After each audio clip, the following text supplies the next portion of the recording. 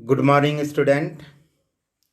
I am Dr. N. K. Pachori, PGT Commerce of Kendriya Vidyalaya CMM Jabalpur. Today, I am going to teach you financial statement analysis, under which the topic is financial statement of a company part 2.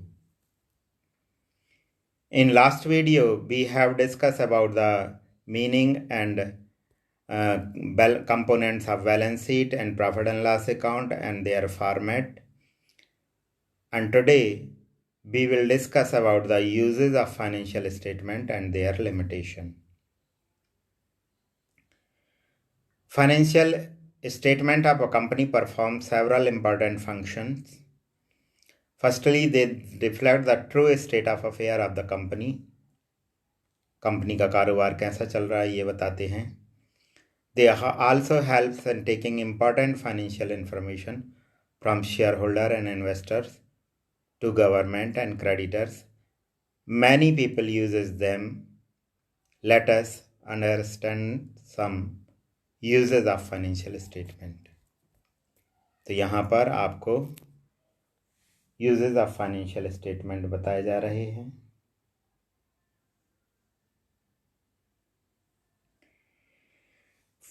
Bridging the gap in management. Financial statement bridging the gap between management and owner. Financial statement basically reflects a company's financial performance. They show profit and liabilities of the business. They show how successful a company's decisions have been. Since shareholders have access to these statements, they can guess their company's performance. This further helps in bridging the gap between the lapse in management and expectations of owner. तो ये फायदा है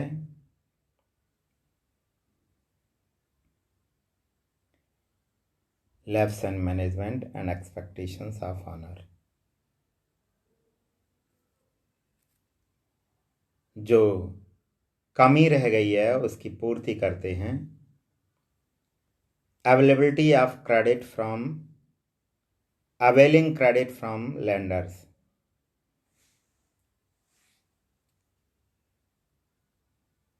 Every business need to borrow funds for functioning.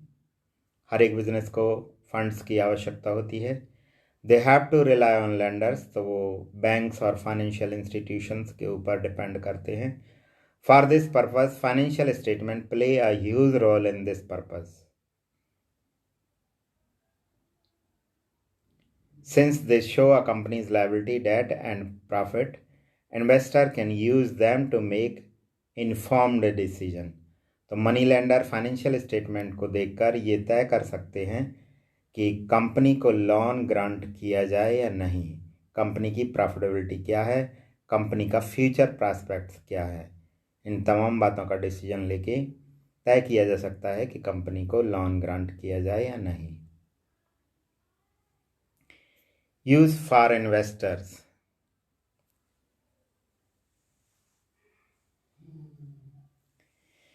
Investors को कैसे उपयोगी हैं. Investors are extensively use companies financial position to assess its finances.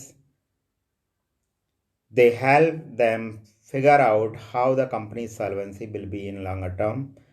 Thus, the better a company's financial position is, the greater the investment it will receive. Investors वो लोग होते हैं जो company के अंदर पैसा इन्वेस्ट करते हैं, like share holder.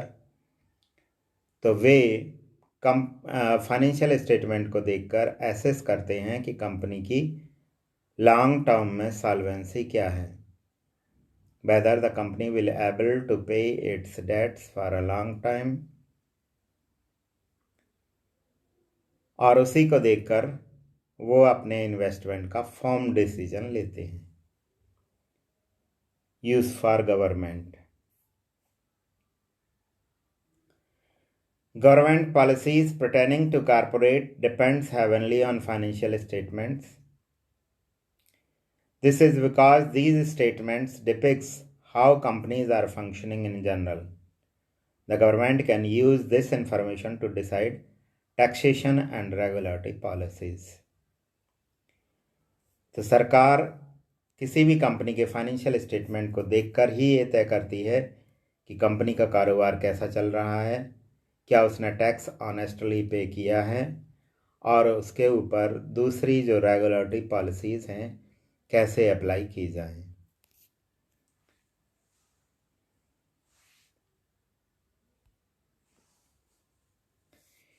Use of stock exchange. Stock exchange जहां पर शेयर का बेचना खरीदना जारी रहता है। Regulatory bodies like SEBI, Securities Exchange Board of India, and stock exchange like BSE, Bombay Stock Exchange, NSE, National Stock Exchange, all financial institutions depends on a financial statement for many reasons. SEBI can assess a company's internal matters using them to assure the protection of investors. Securities exchange board of India तय करती है क्या investors का favour protected है। Even stock advisor requires them to frame their quotas. जो stock exchange के advisers हैं वो अपने नियम कानून बनाने के लिए भी, नीतियां बनाने के लिए भी इनका उपयोग करते हैं। They also a great source of information for traders and investors. Traders और इन्वेस्टर्स के लिए ये बहुत महत्वपूर्ण भूमिका निभाते हैं। इनकी इंफॉर्मेशन को देखकर ही डिसीजन लिया जाता है।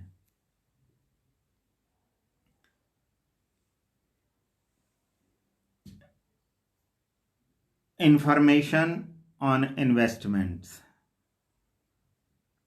shareholder or companies rely on these statements to understand how their investments are paying off. क्या रेट ऑफ रिटर्न आ रही है इन्वेस्टमेंट पर। If a company is earning profit they might decide to invest even more money. यदि कंपनी को sufficient profit हो रहा है, कंपनी ज़्यादा प्रॉफिट अर्न कर रही है, तो वो डिसाइड कर सकते हैं कि इन्वेस्टमेंट और कर दिया जाए। ऑन द कंट्ररी यदि नेगेटिव है तो सेगमेंट प्रॉफिट और even losses will prompt them to pull out. तो वो डिसीजन ले सकते हैं अमाउंट विड्रॉ करने का, इन्वेस्टमेंट विड्रॉ करने का। Despite all these uses of financial statement there are some limitations as well, we will discuss letter.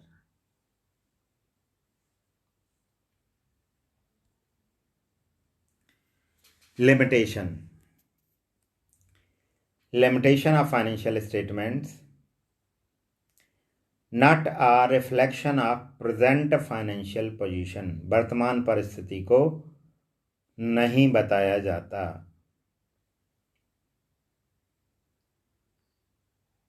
देखें कैसे। Firstly financial statement do not show how well a company is performing in present time.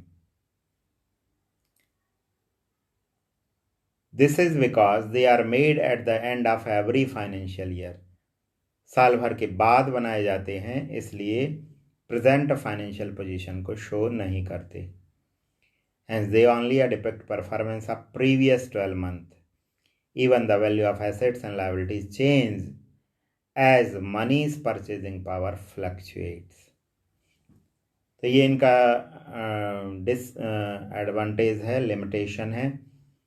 Ignoring price level changes.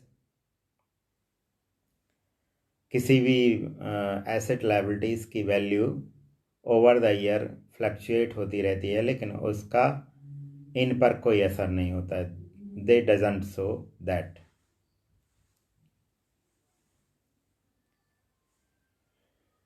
Possibility of बायस।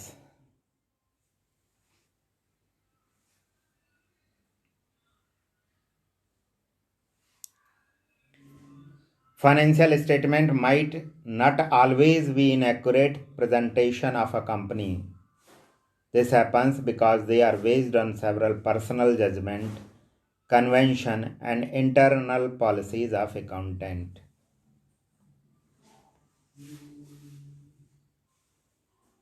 जो financial statement बनाए जाते हैं वो किसी accountant के द्वारा बनाए जाते हैं, और यदि वो अकाउंटेंट अपना पर्सनल बायस लेकर चले, अपने पर्सनल जजमेंट और कन्वेंशंस लेकर चले, कंपनी की इंटरनल पॉलिसीज डिफरेंट हों, तो जो हमारा प्रेजेंटेशन होगा वो भी बायस्ड वाला होगा, ट्रू नहीं होगा।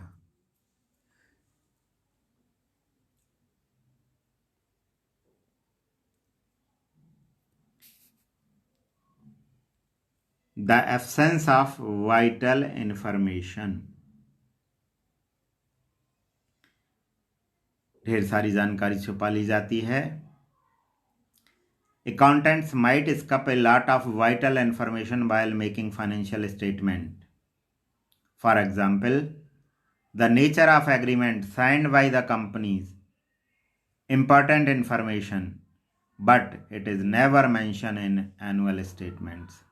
फाइनेंशियल स्टेटमेंट में trading profit and loss balance sheet होता है, और उसमें कंपनी के किससे क्या कॉन्ट्रैक्ट हुए, क्या एग्रीमेंट हुए, इन तमाम बातों के बारे में कोई जानकारी नहीं दी जाती।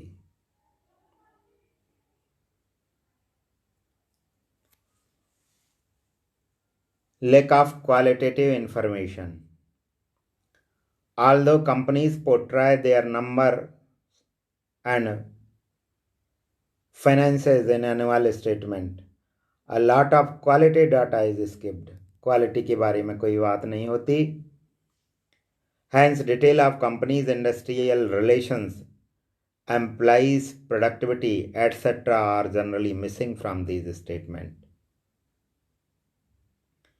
इंसान के अंदर जो क्वालिटीज़ होती हैं उनका भी असर फाइनेंशियल स्टेटमेंट पर होता है। फाइनेंशियल स्टेटमेंट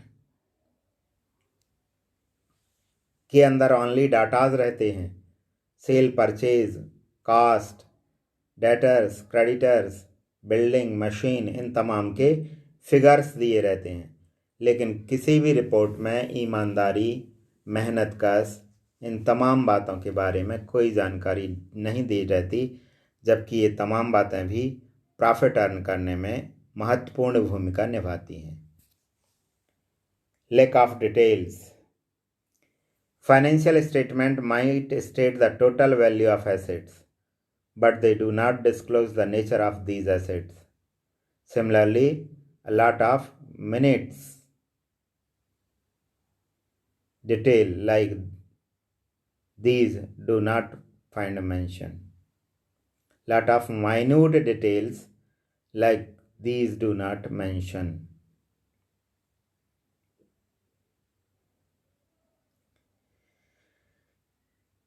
एसेट्स के फिगर दिए रहते हैं, टोटल एसेट्स के फिगर दिए रहते हैं, उनका डिटेल नहीं दिया रहता, कौन एसेट है, कितने की है, कैसी है, क्या उसकी वर्किंग लाइफ है, तमाम बातें नहीं दी रहती।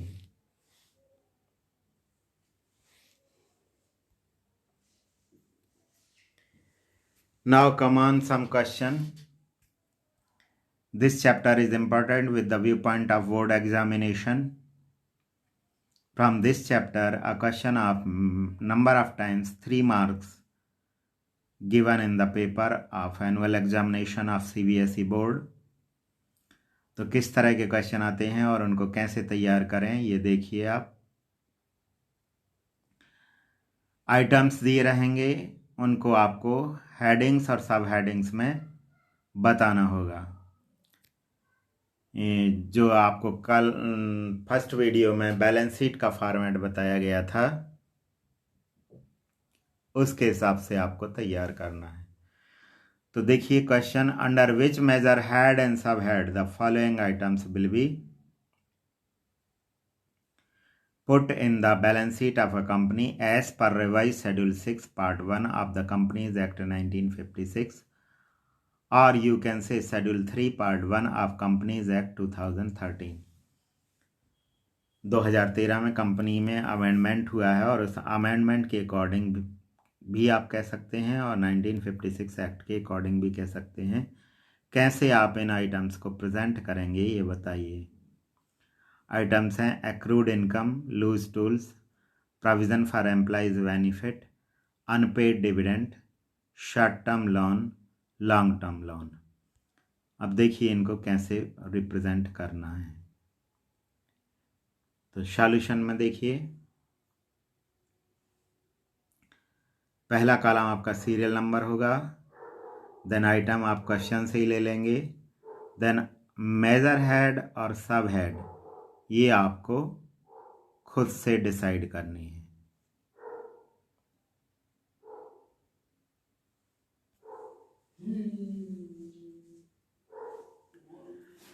तो फर्स्ट टू कॉलम में आपने आइटम्स लिखे, नंबर 1 2 3 4 5 6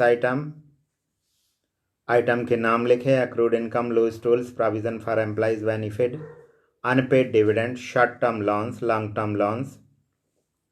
उसके बाद आ गए मेजर हेड और सब हेड पर।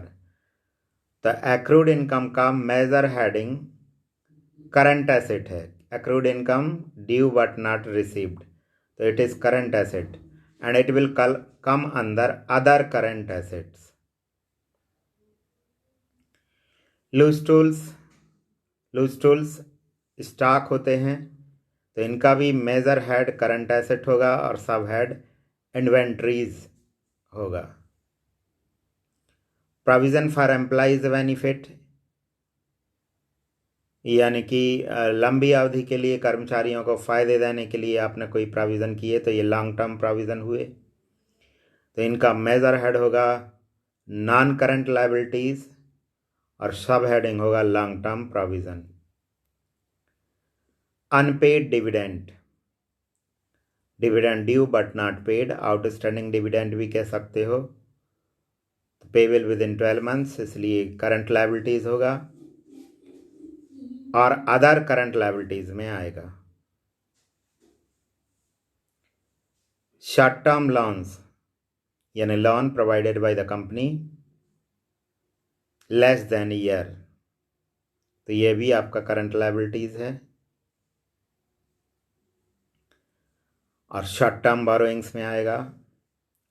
Long term loan taken by the company for a period of more than 12 months, तो ये major head non current liabilities होगा और सब हेड लॉन्ग टर्म बोरोइंग्स होगा।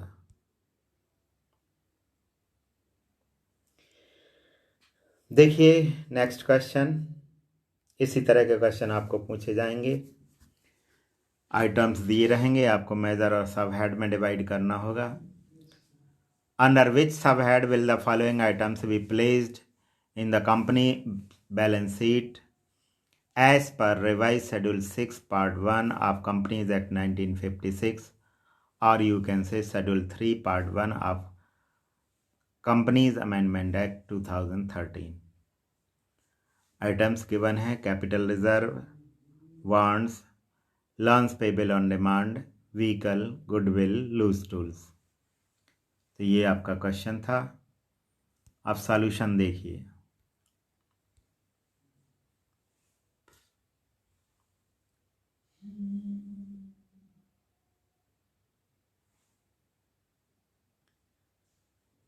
सॉल्यूशन में आपने सीरियल नंबर में आइटम्स दे दिए, आइटम्स के नाम लिख दिए। पहले दो कॉलम आपके क्वेश्चन से ही तैयार होते हैं, capital reserve, warrants, loans payable on demand, vehicle, goodwill, loose tools. अब चूंकि क्वेश्चन में सिर्फ सब हेड ही पूछे गए थे,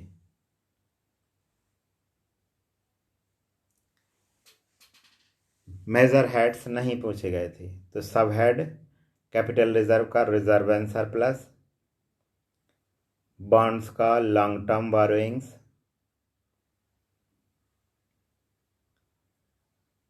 loans repayable on demand, short term borrowings, vehicles, fixed asset, tangible asset, goodwill, fixed asset and tangible asset, loose tools, inventories.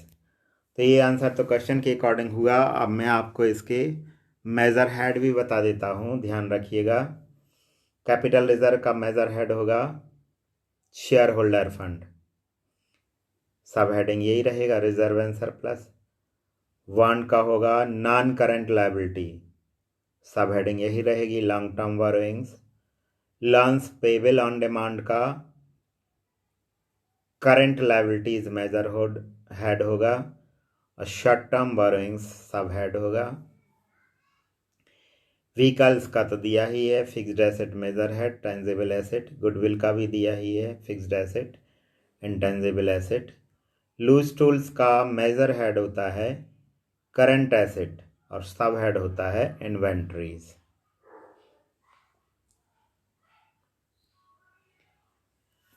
आइए question 3 पर।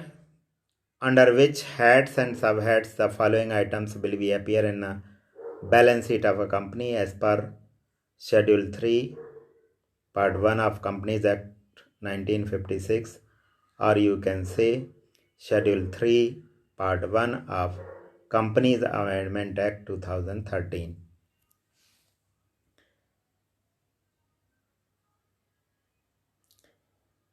Tax reserve, interest on calls in advance, stores and spares, premium on redemption of debenture, loose tools and balance with bank। तो ये question था आपका। अब देखिए solution.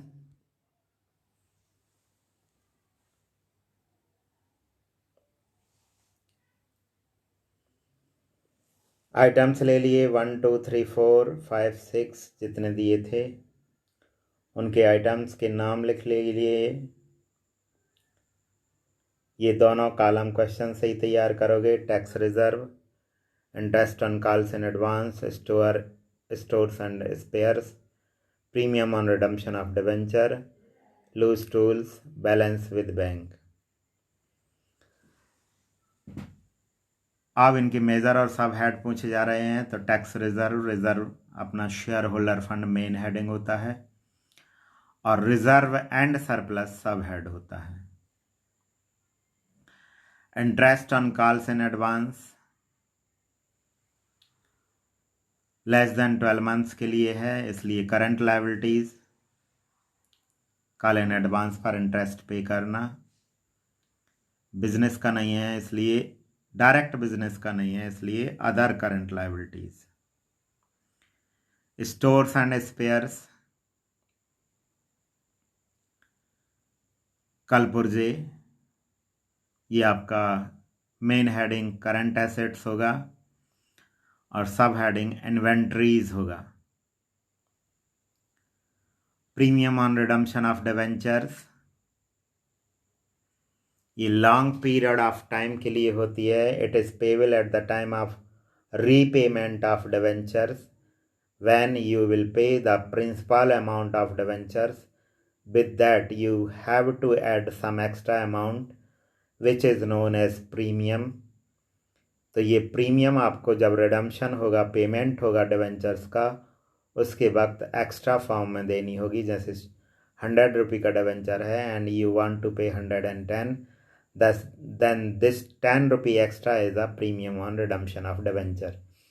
तो ये लॉन्ग टर्म के लिए होता है, से 3-5 years after you have to pay. So it is non current liability major head and other long term liability sub head. Loose tools,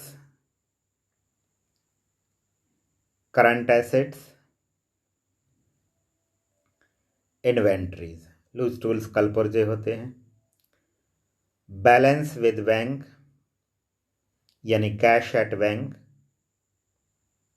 bank में कैश जमा, तो ये भी करंट एसेट होगा, और सब हेडिंग इसका कैश एंड कैश इक्विवेलेंट होगा। तो ये आपके क्वेश्चन का सॉल्यूशन था। डियर स्टूडेंट, जैसे आप देख रहे हैं इसी तरह का क्वेश्चन बोर्ड में पूछा जाता है, और कैलकुलेशन कुछ नहीं है, सिर्फ आपको हेडिंग और सब हेडिंग ही देनी है। तो इसको मिस ना करें, बैलेंस शीट का फॉर्मेट अच्छी तरह से तैयार करें। Question 4, under which subheadings will the following items will be shown in a company's balance sheet of a company as per revised Schedule 6 Part 1 of Companies Act 1956 or Schedule 3 of Companies Act Amendment Act 2013। तो सब heading ही अकेला पूछा है, major heads नहीं पूछा है। Stores and spheres, long term borrowings, long term investment, trade marks, provision for employees benefit, accrued income. देखिए solution.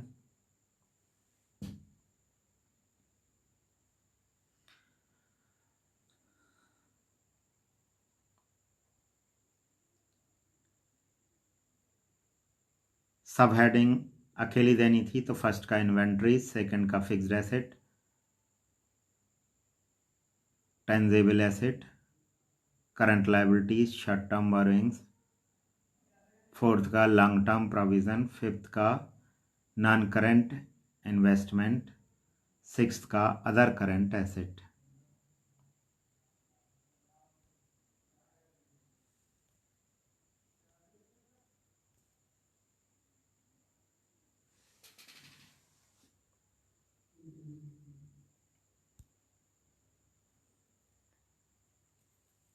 Now there is some assignments to you। In question को आप चाहें तो अपनी नोटवर्क कॉपी में नोट कर सकते हैं और इनके आंसर्स भी लिख सकते हैं। इनकी हिंट मैं आपको दे दे रहा हूं। Name two part of companies balance sheet.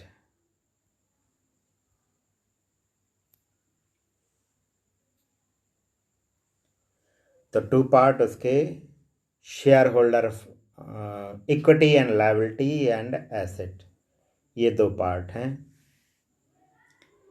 Name the major headings under which the equity and liability part of a companies balance sheet is organised. तो इक्विटी एंड लायबिलिटी के नीचे share holder fund, share capital, long terms,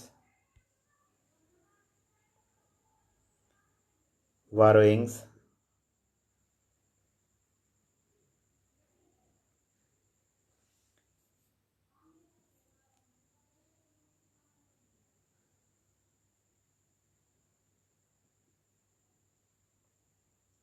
long-term provision, then current liabilities, short-term borrowings and short-term provisions.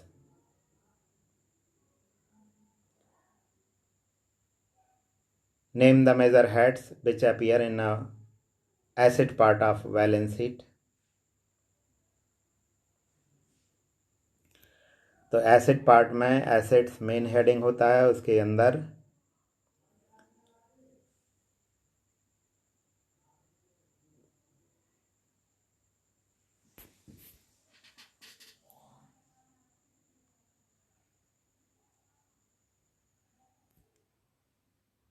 Fixed asset, fixed asset में दो, tangible asset, intangible asset, then investment, then current liabilities.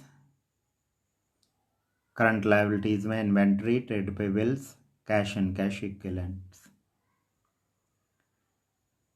Name the head under which long term investment appear in the balance sheet. तो long term investment का heading investment ही है, investment की heading के अंदर ही long term investment दिखाई जाती है। Name the head under which goodwill appears in the balance sheet of the companies. तो फिक्स्ड एसेट मेजर हेड है इसका और इंटेंजेबल एसेट सब हेड है।